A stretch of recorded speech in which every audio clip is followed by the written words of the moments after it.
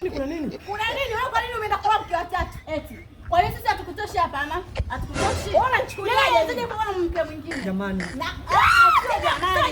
Kwa nini kwa nini? Kwanza hatukutosheleza. Wake zangu. Kwa nini? Kaa chini kwanza. Kaa chini.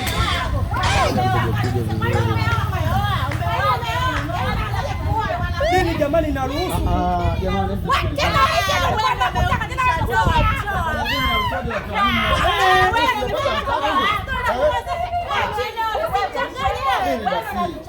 Sisi tunapata mitumba ilivyofanya. Kwani msema mabiadiji? Wewe umefungisha hii ndoa. Wewe ndio umefungisha hii ndoa. Sasa iweje sasa? Uislamu unaruhusu mpaka wake wanne, sisi ni watatu. Hadi wake watano. Hadi watano.